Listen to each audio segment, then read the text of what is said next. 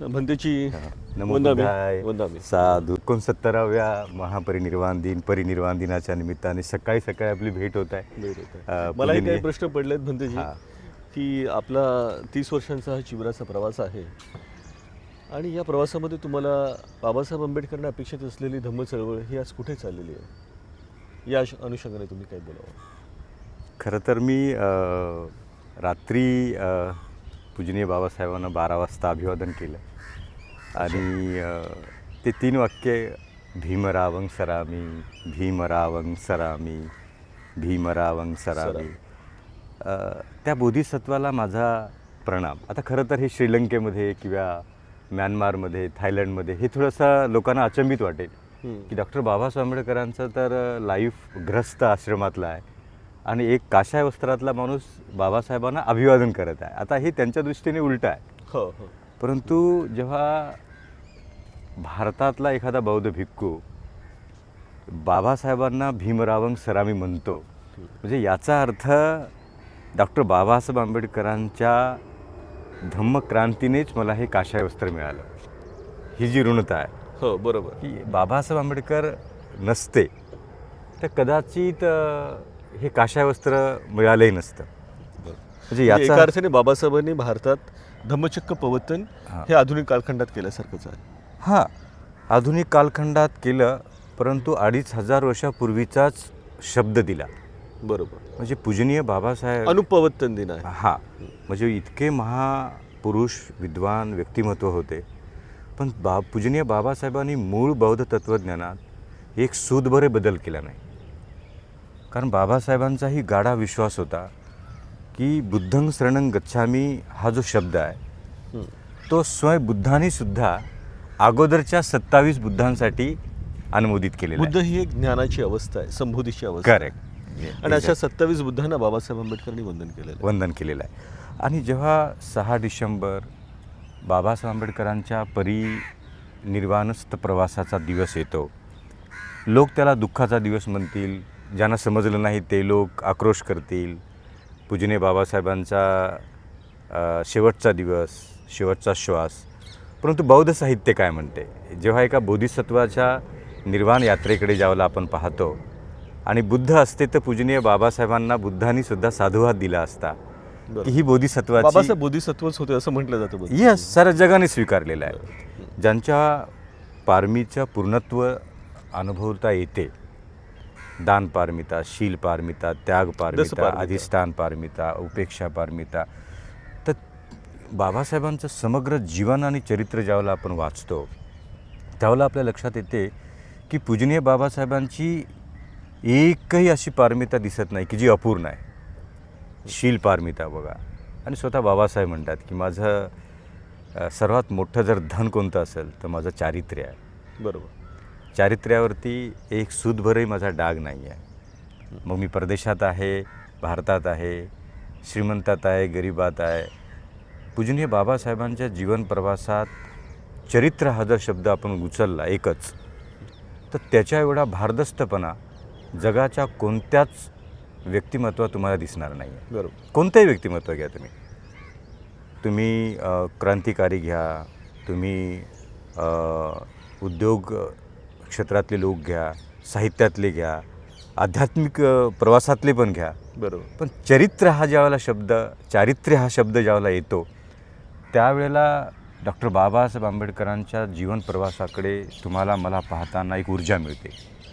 की एक माणूस, एक ग्रस्त माणूस ऐन तारुण्यात, मध्यम वयात, वृद्धपकाळाच्या प्रवासात चारित्र्याच्या बाबतीमध्ये एवढा संवेदनशील कसा राहू शकतो, चारित्र्याच्या बाबतीमध्ये एवढा कसा सजग राहू शकतो, आणि चुकूनही आपण म्हणतो ना की कधी कधी अनाधानाने झालं, पण समग्र बाबासाहेबांचं जीवन आणि चरित्र ज्यावेळेला आपण पाहतो, वाचतो, ऐकतो, अनाधानाने सुद्धा ना बाबासाहेबांच्या कायिक कर्मात काही दोष आहे, वाचिक काही कर्मात दोष आहे, ना मनोकर्मात काही दोष आहे. काया, वाचा आणि मनाने दोषरहित असलेलं चित्त ही बोधिसत्वाची अवस्था. गाथा पण आहे या संदर्भात, मनाच्या संदर्भामध्ये. सब पाप सकरण कुशल सोप संपदा, हां, सचिद परिदेवपण. हां, बरोबर बोललात आपण की काया, वाचा आणि मन या तिन्ही स्रोताच्या प्रवासाने एखादा महापुरुष पूर्णत्व आहे, परिशुद्धतेने पूर्णत्व आहे, तो बुद्धाच्या मार्गावर आहे.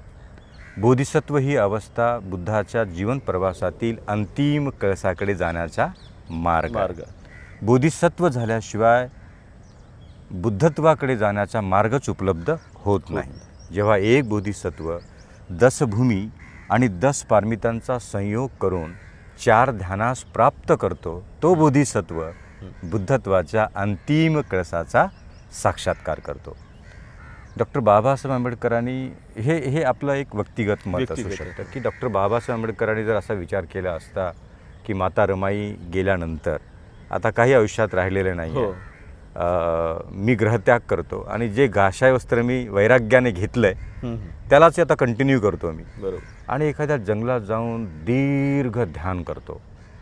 मला संसार चळवळ पुढेच गेली नसते. नाही, चळवळ गेली नसती, पण या जगाला कदाचित मैत्रीय बुद्धाचा आविष्कार मिळाला असता. परंतु पुन्हा एकदा ते येते तत्त्वज्ञान की ज्या जन्मात जे करायचं आहे शेवटी ते होतच. आणि इथे आपल्याला एक लक्षात येते की डॉक्टर बाबासाहेब आंबेडकरांच्या त्या ऐतिहासिक निर्णयामध्ये पूजनीय बाबासाहेब म्हणतात की या जन्मात मला लोकांची सेवा करायची आहे. मला एकट्यालाच मुक्त होण्यापेक्षा हजारो माझे बांधव हजारो वर्षापासून दीन दलित दुबळा समाज म्हणून जे काही न्यायापासून, सुखापासून, स्वातंत्र्यापासून, शब्दापासून, साहित्यापासून, वाङ्मयापासून, कपडा, गहने, अलंकार, सर्व गोष्टींपासून आलिप्त आहे. आणि मग मी एकटाच बुद्धत्वाला जाऊन किंवा एकटाच अध्यात्माला जाऊन माझ्या सुखाचे विचार करत बसण्यापेक्षा आता मात्र या जन्मात इथे मी या साऱ्या बंधनातल्या लोकांना बंधनमुक्त करण्याकरिता माझं जीवन मी आणि मग बाबासाहेबांचं समग्र चरित्र पाहतो मी. मग ते धनंजय कीर सरांनी लिहिलेलं असेल, साम खैरमोडे खैरमोडे सरांचं असेल, किंवा छोटे छोटे बाबासाहेब आंबेडकरांच्याबद्दल अनुभव व्यक्त केलेले लोक, म्हणजे चरित्रच नाही पण मी पाहिलेले बाबासाहेब, बोधिसत्व डॉक्टर बाबासाहेब आंबेडकर, भंते सुमेध यांनी काही त्यांचे गोष्टी व्यक्त केल्या. आणि खूप लोक आहेत की ज्यांच्याकडे बाबासाहेब आंबेडकरांच्याबद्दल शब्दांचा ठेवा आहे की मी बाबासाहेबांना पाहिलं, मी भोजन दिलं, मी वस्त्र दिलं, बाबासाहेबांना मी पाणी दिलं, बाबासाहेबांना मी जेवण देताना बाबासाहेबांच्या आवडीनिवडीचं जेवण दिलं. साधे साधे शब्द आहेत, पण त्या शब्दातून इतकं सामर्थ्य, करुणा, प्रेम, आपुलकी, ज्या माणसाकडे काहीच नाही त्या माणसासाठी काम करणं, आणि अशा माणसाने काम करणं की ज्याच्याकडे सर्वच आहे. बरोबर है ना. बाबासाहेबांकडे काय नव्हतं, म्हणजे त्या काळातला बॅरिस्टर माणूस, त्या काळातला जगाचा विद्वान माणूस, त्यांनी जर ठरवलं असतं तर मला असं वाटतं की आत्ता जे भारतात उद्योगपती आहेत त्यांच्या कैक पटीनं पुढे बाबासाहेब एक उद्योगपती म्हणून असू शकले असते, बॅरिस्टर म्हणून असले, काही कायदे क्षेत्रात म्हणा, औद्योगिक क्षेत्रात म्हणा, किंवा राजकीय क्षेत्रात, कोणते राजकीय क्षेत्रात म्हणा, तडजोडी केली असत्या बाबासाहेबांनी. आणि म्हणून आजच्या घडीला जेव्हा पूजनीय बाबासाहेब आंबेडकरांच्या या 69व्या परिनिर्वाण दिनाच्या निमित्ताने जेव्हा कोणी अभिवादन करते, तुम्ही, मी, आपण, तुम्ही प्रोफेसर आहात, मी भिक्खू आहे, मी रिसर्च स्कॉलर आहे, जेव्हा पूजनीय बाबासाहेबांना संशोधक म्हणून वाचतो, एक प्रोफेसर म्हणून तुम्ही वाचता, तर आपल्याला असं वाटते की आता 2 वर्ग तर नेहमी आहेतच. एक साधा भोळा त्यांच्या नजरेने बाबासाहेबांना पाहणारा एक वर्ग, आणि एक स्कॉलर आहे की ज्यांना बाबासाहेब साहित्यातले बाबासाहेब, वाचनातले बाबासाहेब, लिखाणातले बाबासाहेब, दूरदृष्टीनेतले बाबासाहेब, संकल्पनेतले बाबासाहेब, कायदे तज्ज्ञ म्हणून बाबासाहेब, ह्या सर्व आयामाचा ज्यांनी अभ्यास केलेला आहे असा एक स्कॉलर वर्ग. आता या 2 वर्गांना, आता जो मनुष्य आपली श्रद्धा ठेवून येतो त्याचं अभिवादन थोडं वेगळं आहे. बरोबर. आणि ज्या माणसाने खऱ्या अर्थाने बाबासाहेबांना ओळखलं, जाणलं आणि खऱ्या अर्थाने बाबासाहेब कुठे आहेत तो थोडा भावनिकतेच्या पुढे जातो. बरोबर है ना. थोडा फॅक्ट त्याला जोडते की डॉक्टर बाबासाहेब आंबेडकर आणि त्यांचं जीवन आणि प्रवास हे त्यागात आहे. बरोबर. मी जर आज कोणताच त्याग न करता बाबासाहेबांना अभिवादन करायला गेलो तर ते कसं काय अभिवादन होणार आहे. मग पे बॅक टू सोसायटी हा एक कन्सेप्ट आहे की मला जे मिळालं आहे बाबासाहेबांनी म्हटलं की आपण जे कमावता, जे उभं करता, त्यातला 20वा हिस्सा आपला नाहीच आहे.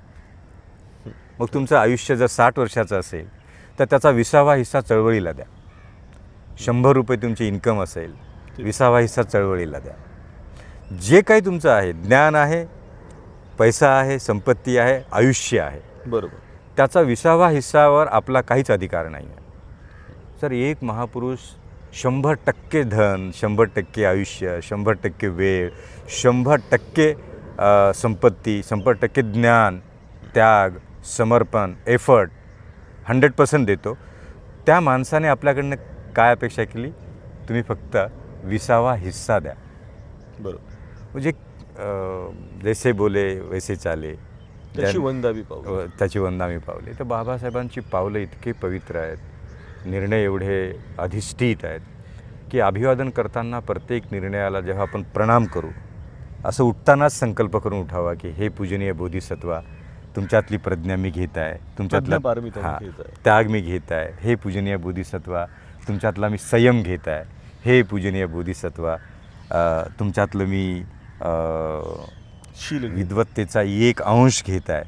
आणि मरेपर्यंत जसं तुमचं चरित्र अत्यंत परिशुद्ध होतं, त्यातला एक अंश जरी माझ्या आचरणात आला तर जगाला जिंकण्याची ऊर्जा मला मिळेल. हे पूजनीय बोधिसत्वा, मी तुम्हाला अभिवादन करत आहे. आणि या अभिवादनातून या जगामध्ये वावरताना, नांदताना माझं शरीर, माझे शब्द आणि माझं मन यातून कोणत्याच प्रकारचा दोष घडणार नाही असा मी संकल्प करतो. आणि झालं. हेच आहे बाबासाहेबांचं अभिवादन. ज्यांना ज्यांना समजलं त्यांनी त्या पद्धतीने अभिवादन केलं. बरोबर. आणि मला वाटते की ज्यांना नाहीच समजलं मग त्यांनी आजही ते मूर्तीतच बाबासाहेब शोधतात, पुतळ्यामध्ये बाबासाहेब शोधतात. आजही ते लोक बाबासाहेब आंबेडकर फोटोमध्ये शोधतात.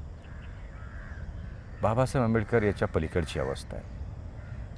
तुम्ही मला वाटतं हाच विचार करत असाल. बरोबर. की बाबासाहेब आंबेडकरांचं जीवन आणि कार्य हे कोणत्या मर्यादित भौतिक उपलब्धीमध्ये सामावून घेऊ शकत नाही.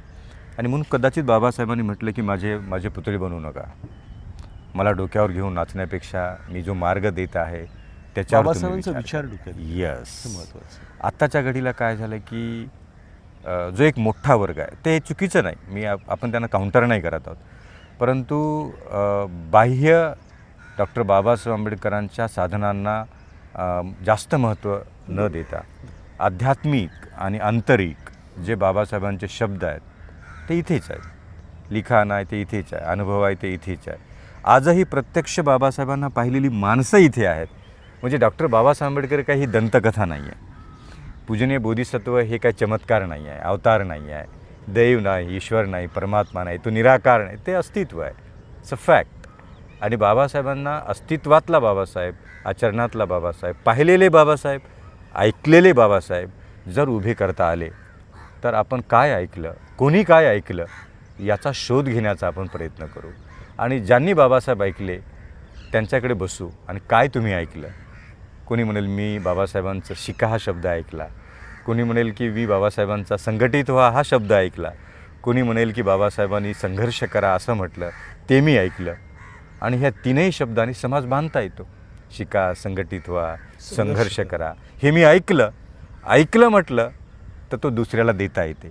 आणि जेव्हा दुसरा माणूस ऐकतो की तुम्ही ऐकलं मला द्या, मी ऐकतो दुसऱ्याला देतो. आणि अध्यात्मातला पूजनीय बोधिसत्व एकापासून दुसऱ्यापर्यंत अभिवादनाच्या रूपाने सतत दिव्यासारखा तेवत राहील आणि बोधिसत्वाचा कधी मृत्यू होतच नाही. बरोबर. आणि म्हणून आज 69व्या परिनिर्वाण दिनाच्या निमित्ताने एका बोधिसत्वाला अभिवादन करताना एक बोधिसत्व यांचा कधी निरोप होत नाही, एक बोधिसत्वाचा कधी मृत्यू होत नाही. आजही ते तसेच आहेत, उद्याही ते तसेच आहेत, हजारो वर्ष जातील. ही पृथ्वी रंग, रूप, निसर्ग बदलत राहील, पण पूजनीय बाबासाहेबांचा त्याग तसाच राहील, अबाधित राहील, सुरक्षित राहील. पूजनीय बाबासाहेबांचा आदेश आणि बाबासाहेबांचे निर्देश हे तसेच राहतील. पिढ्यासाठी माझा पूजनीय बोधिसत्व सदैव ऊर्जा देत राहील, प्रेरणा देत राहील, अधिष्ठान देत राहील. चला पूजनीय बोधिसत्वांना आचरणिक अभिवादन करूया. हे पूजनीय बोधिसत्वा, तुमच्या त्यागाला मी कोटी कोटी अभिवादन करतो. अभिवादन करतो. भीमरावं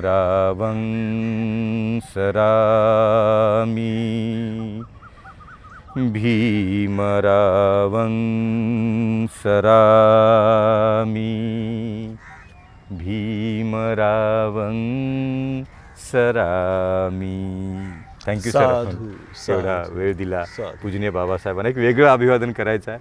खरं तर आम्ही मुंबई विद्यापीठाच्या अत्यंत मुक्त वातावरणात आहोत. इतका सुंदर सकाळी सकाळी पूजनीय बाबासाहेबांना अभिवादन करून एका बोधिसत्वाचं स्मरण करण्याचा डॉक्टर संदेश वाघ, माजी विभाग प्रमुख, जवळजवळ 48 पुस्तक लिहिलेला एक लेखक, एक समग्र देशभराच्या जवळजवळ 14 ते 15 देशामध्ये डॉक्टर संदेश वाघ सरांचे विविध विद्यापीठामध्ये भाषणं झालेली आहेत, पेपर प्रेझेंट केलेले आहेत. आणि आज मी त्यांचा PhDचा विद्यार्थी आहे, परंतु त्यांनी मला कधीच विद्यार्थी म्हणून ट्रीट न करता एक अभ्यासक, एक प्रदीर्घ या काशाय वस्त्रात राहिलेला भिक्खू आणि त्यांना PhDचं मार्गदर्शन करता येते हे सदैव सरांनी त्यांचंही कुशलकर्म समजलेलं आहे. आणि जेव्हा जेव्हा आम्हाला संधी मिळते त्या त्यावेळेला शास्ता बुद्ध, तथागत शास्ता, धम्म याच्यावर आम्ही चर्चा करतो.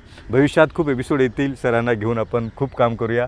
पुनश्च एकदा श्रोत्यावर्गांसाठी अनंत मंगलमैत्री, कोटी कोटी अभिवादनाचा हा संस्कार घ्या, पुढे चला आणि बोधिसत्वांना आपण अभिवादन करा. तुमच्या सर्वांसाठी मंगलमैत्री.